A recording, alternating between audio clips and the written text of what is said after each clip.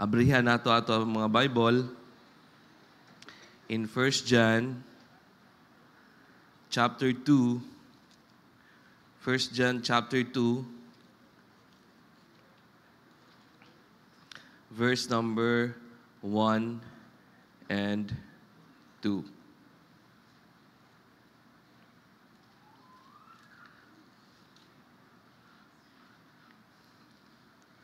Isa ra gyud din ako maawat sa mga ubang Sunday school, di ko kalalag joke, no? Tanaw na lang mo sa akong nawong, joke na nidaan. No? Okay, so 1 John chapter 2, verses 1 and 2. Ato na yung pagdunganon sa pagbasa. Nana mo? Amen. So, 1 John chapter 2, verses 1 and 2, ready now, read. My little children, these things write I unto you, that ye sin not. And if any man sin, we have an advocate with the Father, Jesus Christ the righteous.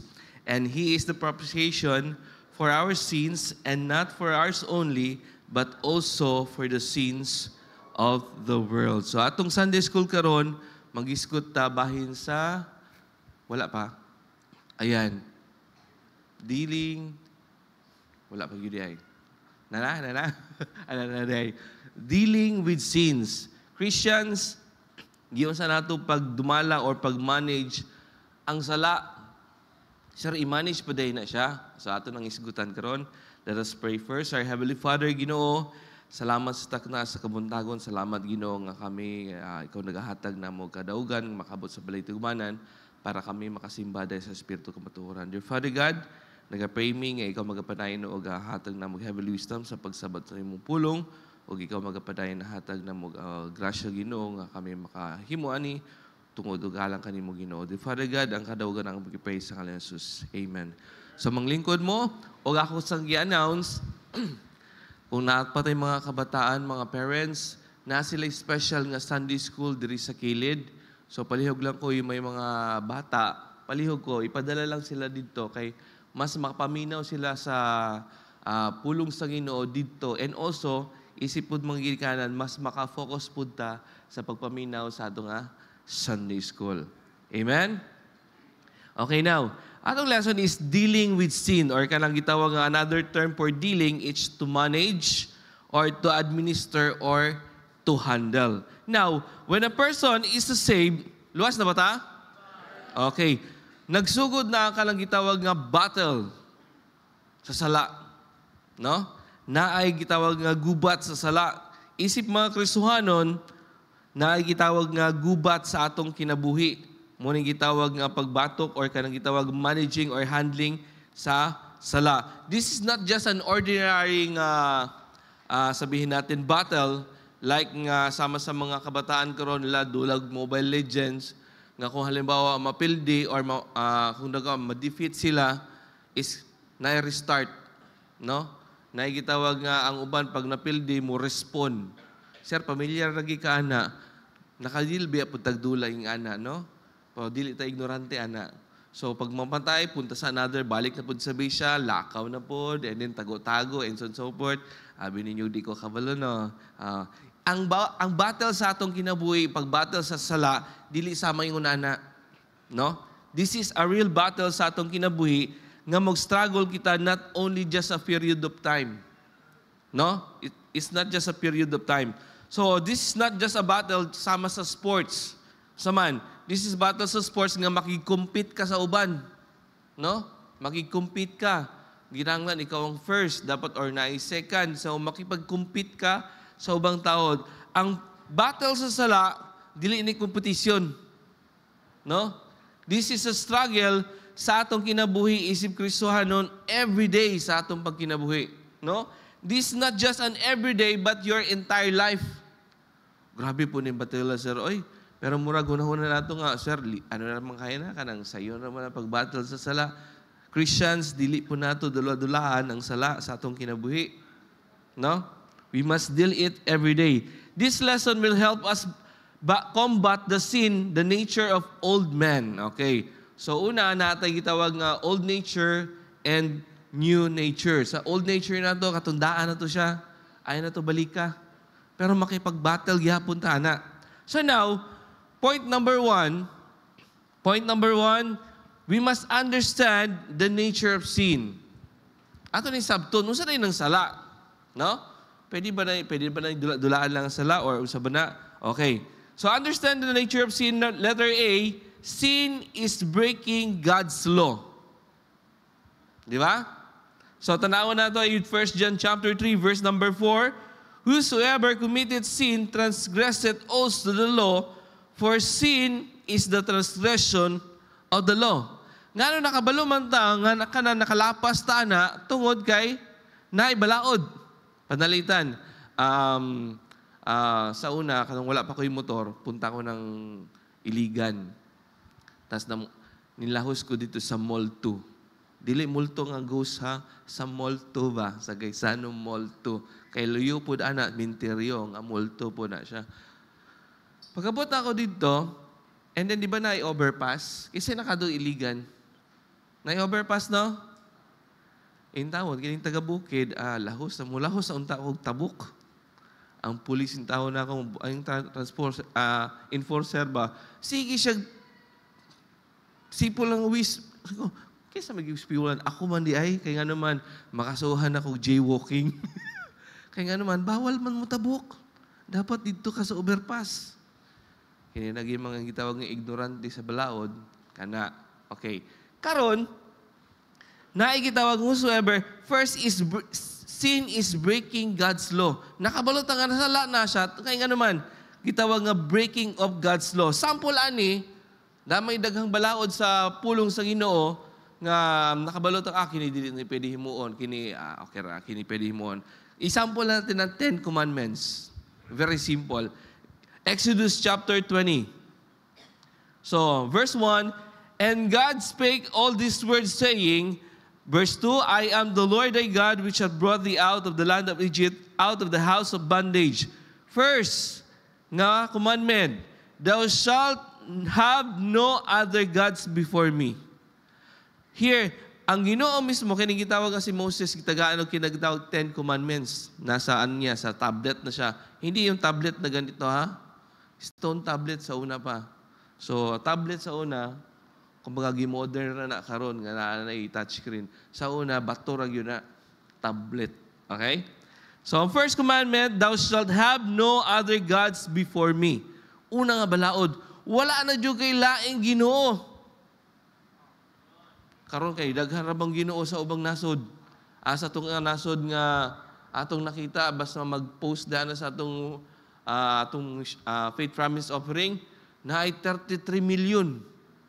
Kuyawa silang Ginoo no?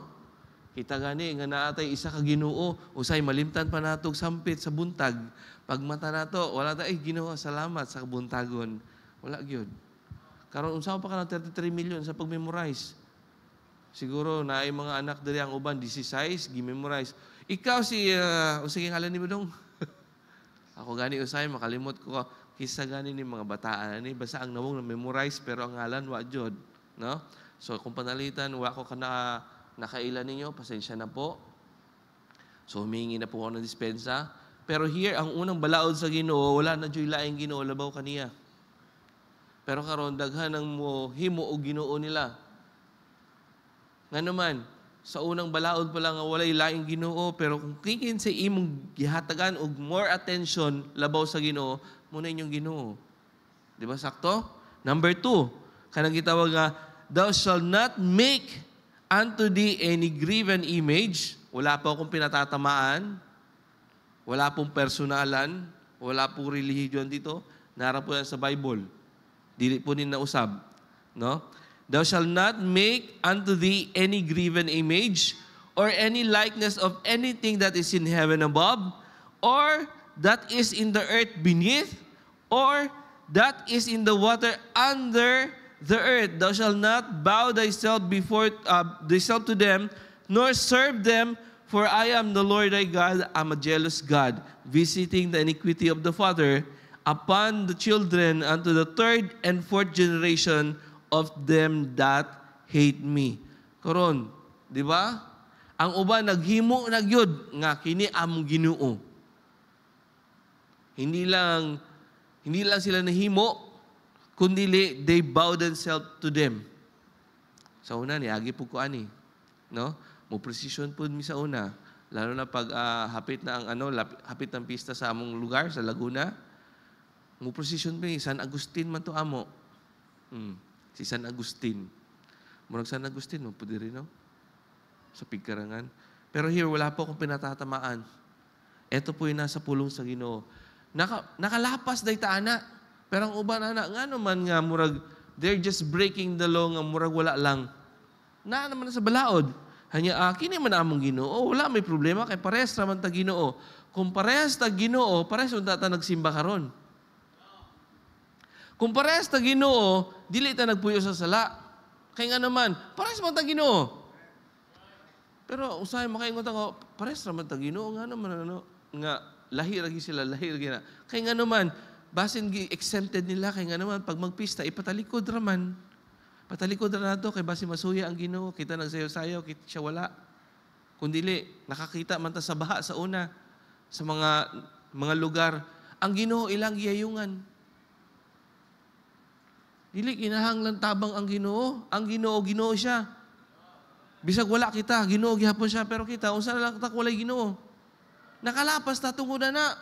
Kaya nga naman, naghimo ta graven images and then we bow down self dito sa image nga gihimo mismo sa mga tao lang. Thirdly, thou shalt not take the name of the Lord thy God in vain.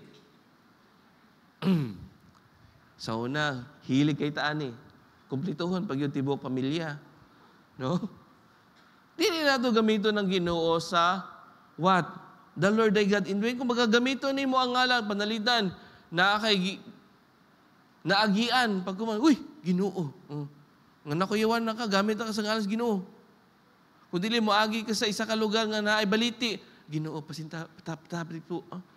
Nga gamiton, manimo ang ngalan sa Ginoo in vain. Do not use the name of God in vain. Okay, kini, common ni. Remember the Sabbath day and keep it holy. Supposedly, kung remember the Sabbath day, pag sinabi, simba di ay. Ano, wala pa man ang uban. Di ba, ingon ni Pastor, no? Kung mahimo 75%, ma-occupy yun yung malingkuran. Sayang kayo. Pero, murag na puno na sa liyo. Nga di man mo abanti. Na may bakanti. Nga naman, para pagsulod unta sa mga bago pa naabot, at least maplastar sila dyan na. May na-plaster naman mo, sige na lang. Pero ang uban, invite ni mong simba, Brad, simba ta. Kay busy man me. Nakalapas na ta. We are breaking God's law. Kaya naman, di pa talang simba. Amen? Amen? Okay, number 5. Honor thy father and thy mother. Children. Children. Honor thy father and thy mother. Sir, kining akong amahan, kining akong inahan, kay pertigyo ni silang honor. May balaod sa Ginoo. Kung saan pa nila nga kabalo nga naa kay Ginoo nga tinuod, kung dili sad makita sa imo anak, nga naa naman tong tay Ginoo. Amen? Dapat, kung halimbawa, grasya sa Ginoo, kasagaran, mga anak, may mauna gitawag nga ma-save. Dapat makita nila. Nga ikaw luwas gyud kaya lahi na jud akong anak. Usa day nasa sila simbahan. No? I hope nga dili nyo gamiton nga asa naman po kapaingon day. Dung. Nga mag-practice mi choir. Pag umanto dito sa bridge, nintabok sa tanggob, nagabinan kay nang suroy-suroy sa lights. Ayaw gamitan scapegoat ang Ginoo. So, honor, pag sinabing honor, magkinaunsa, ang imong ginikanan yun na nimo. Amen? Bisag pagdili sila Kristohanon. Kaya nga naman, ang balaod sa Ginoo, honor. Sir, lahi lagi ng obey. Yes, different na siya. Mga bata, kung halimbawa kayo, under pa kayo sa mga ginikanan ninyo, magkinaunsa, obey your parents. Pero kung halimbawa, naminyo na ka, pagkatapos imong ingon ka, mabulag na gyud mi kay magbuot ako sa kong kagalingon. Nilipod mo na honor gihapon your parents even though naminyo na ka. No? Kung halimbawa maingon siya nga bulagi na imong bana or asawa kay murag di ko ganahan ana, ma. Muna gitugod sa Ginoo sa akong kinabuhi. Dili nimo awayon. Kay base mamaya, magbuot-buot man ka. Ayaw. Tapos dire-diretso na pa laing istorya. Ayaw na ha. Honor. Kaya nga naman, kung mo-honor ta sa atong ginikanan, that thy days may belong upon the land which the Lord thy God giveth thee. So, dili tinuod nga kumukaon kag pansit, mutaas imong kinabuhi. Kaya nga naman, ang nag-invento sa pansit, 28 pa edad, namatay na. That's the truth. Okay? Pero kung gusto mo mutaas-taas imong kinabuhi, kaya nga naman, mu-honor ta sa atong ginikanan. Kung halimbawa, mga anak na may trabaho, pero di pa mo naminyo, pag uli sa balay ninyo, dalasad mo mga bugas ba or something na isudan ba? Dili kay pag-abot dito, murapog mo mga prinsipe. Unsay isudan ma? Unsay ano ba? Dapat na naman kay trabaho. You must honor them using that one. Okay? Next, number 6. Thou shalt not kill. I hope nga wala pa siguro gipatay dire ha? Basin ko na suko na kayo sa gobyerno. Kay basin na yung problema tani. Thou shalt not kill. Sir, wala yun magipatay. Pero nasuko ka sa imong igsuon, nga hinungdan ka na, murag ni patay na kang tao, ana. Or ka nang gitanaw ni mo, di ko ganahan, ani tao, hana, anino pala, nasuko na ka. Kana murag, husbunan animo. Kaya nga naman, makalapas ta sa balaod sa Ginoo. So I hope, pag abot pa nato diri sa simbahan, nakaset na imong heart, dili ka mo tan-aw og tao, apan mo tan-aw ka, kinsay imong Ginoo, nga imong gisimba karon. Amen? Next. Kini. Thou shalt not commit adultery. Sir, wala man yun may sir. Wala man yun may na-committa ng adultery. Mga laki, mga bayi, kumutan-aw gani, especially mga laki, mutan-aw gani kag bayi, murag, kanang gasigad yung imong mata. Imbis na nilabay lang, imo pa yung gilingi, gitutukan pag yun mo, ay nako po, naka-commit na kag adultery. Mga bantay-bantay yun taani. No? Kay, even do sa atong mga program sa TV, bisan sa YouTube, usog yun yung adultery. No? Sir, wala man na ako gibulagan akong asawa. Gidugangan lang. Nanalapasamot na. Di ba? Sa pulong sa Ginoo, thou shalt not commit adultery. Ayaw na. Next. Okay. Thou shalt not steal. Hindi lang po isgot ano bahin kwarta. Nangawat o kwarta. Dili lang na. Hasa atong tithes and offering. Kawat. No? Hasa imong gitawag nga, time unta nimo sa Ginoo pero imong gikawat. Hasta time no, gikawat. Giun sana. Nag-lesson mi sa sa devotional na mo sa SLB. Mag-isgot og tithes. Pag sinabing tithes, how many? 10% of anything. Panila, meron ka madawat 100, 10% of na 10 pesos. Kung na ka madawat 1,000, 100. How about sa time? Paano nato kuhaong 10% ang time? Lahat po tayo meron 24 oras. Tama? Sa isa kadlaw? Sino mga betching ko? Among bayloon? Wala. Okay. So kung halimbawa kuha nato ang tithes and offering sa isa kadlaw, that would be 2 hours and mga taga-SLB, tubag diyan na. Pila? 2 hours and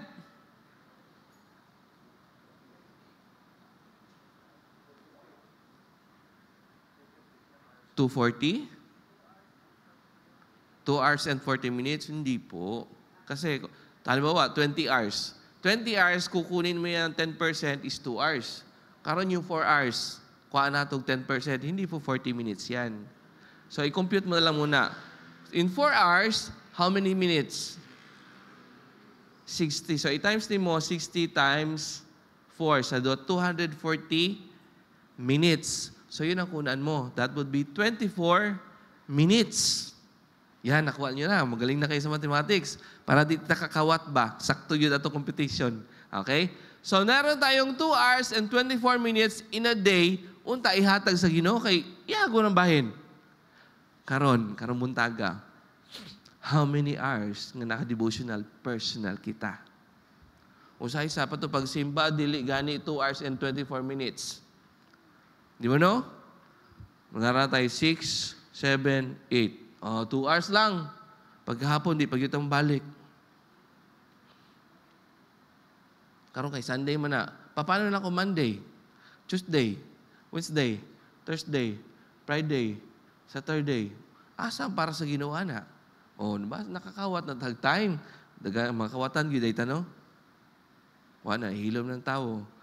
Hello? So thou shalt not steal. Dili jud ta mangawat. Bisa pag shampoo lang. Di na to kawaton. Bisa pa piso ra man ni. Kawat mangyapon na. Basta piso pa. Di ba? Next. Thou shalt not bear false witness against thy neighbor. Kini.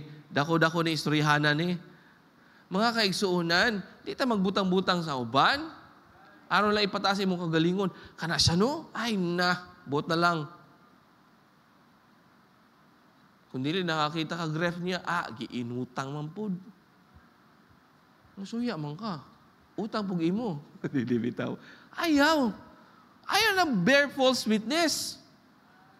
Usahay kanira ba mga karibal-karibal sa mga mangulitawo, buhat-buhat ra ba po na. Bantay mo ha. Dili na mo mag-bear false witness against thy neighbor. Not only thy neighbor, even sa mga igsuon. Nag-away magsuon, kaya nga naman, gibahin ang yuta sa kaang. Grabe, yuta na lang sa kaang, bahinan pa. Nasuko, pag yun. Kami namin yuta sa kuko, daghan. Ayaw na mo bear false witness. Amen? Kaya nga naman, makalapas na sa balawad na ni. And number 10, thou shalt not covet thy neighbor's house. Thou shalt not covet thy neighbor's wife, nor his manservant, nor maidservant, nor his ox, nor his ass, nor anything that is in thy neighbors. Kung panalita, namoy silingan, pagkuman kay namoy kural. Kung panalitan, ang ihang punuan sa mangga, duol-duol sa kural, tapos din tubo na, tapos ang ubang bunga, padulong na sa inyo, nilapas naman ni amo, ang punuan to, mas inyo silingan. Ay, nanay kubit. Kung malimbaw matagak, silingan, ang imong bunga sa imong mangga, nahulog. Uy, basin ihatag pa na ninyo. Di ba? Pero kung panalitan, ikaw pa hinungdan nga, nilapas na dapat i-trim nyo na niya. Daddy, di mo lapas. Grabe po ka. Oy. Ayaw na. Okay? Thou shalt not covet thy neighbor's house. Kung usay na diha, ayaw na. So mga 10 commandments lang na usahay nga mulapas pagyud kita. Nakabalot nga na 10 commandments, mulapas kita. Daghan ra bang commandments sa Ginoo? Di ba? Unsa man? Love your enemies. Usahay ang enemies nimo, tapad ra po nimo. Wa dyan mo nilingin ay, tikik mo nga liog. Kini ako nga, kanyo, kung gitapad nga, wa mo gunahi, niya, love your enemies. Commandment man na sa Ginoo. Kung dili mo i-love imong enemies, kiniron. Commandment man na. Kung sa may daghang commandment sa Ginoo, give, and it shall be given unto you. Pero hindi gihapon na mo hatag. Daghan commandments sa Ginoo ng kalapas ta. Kaya nga naman, nakabalapas ta tungod kay nakabalot, kini di ay kay balao din sa Ginoo, nakalapas ko mo nga, nakasala ko. Letter B. Dali sa time, no? Letter B. Sin is any unrighteousness. Basta dili gani matarong, salag yun na. Amen? Anything na dili gyud matarong, salag yun na. Karon kay tuisun mangguni sa uban. Sir, nahigugma magjug ko niya. Naman kaya sawa. Gugma man di na gugma. Kaibog na, last na. Dapat ang gugma ni muna sa imong asawa kung partner lang.